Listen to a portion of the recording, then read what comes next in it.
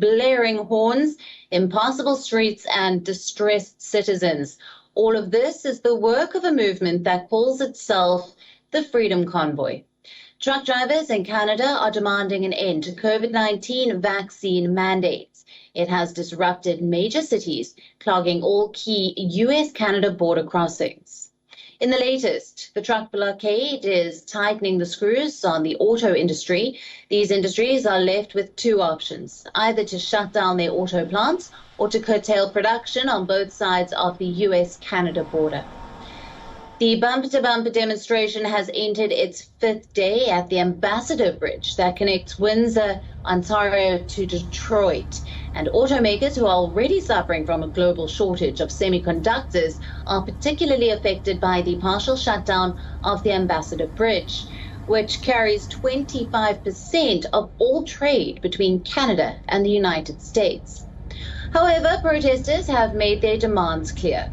They say that they will not leave until all vaccine mandates and COVID-19 restrictions are lifted. The demonstrations have also left the Canadian capital paralyzed. Visuals on your screen show the protesters dancing, singing and blowing horns, all in a bid to send a message to the Canadian leaders to change the rules of the road when it comes to the pandemic restrictions.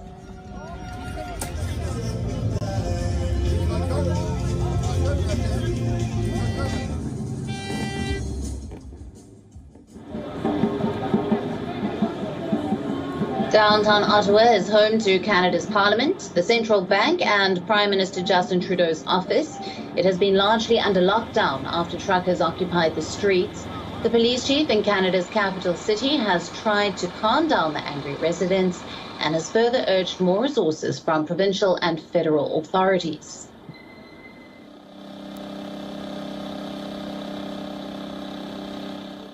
Over the last 24 hours, we've continued to do everything we have with the resources that we have to reduce the footprint of the occupation and the effects of the demonstration and the unlawful conduct around the demonstration through a combination of negotiation and enforcement. Meanwhile, Canadian Prime Minister Justin Trudeau has also said that he is working with municipal leaders to do what was necessary to end the bridge blockade. You cannot stop a pandemic with blockades. You cannot end a pandemic by decree. You can't end a pandemic by legislation.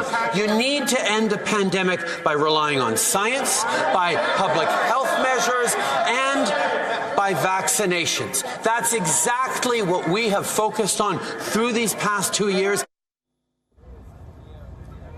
Canada's Transport Minister also asserted on how Canada is still in a pandemic, further emphasizing on how the restrictions can only be lifted when the conditions change. Speaker, Canadians understand that we all need to follow science to protect our loved ones and to protect our healthcare workers.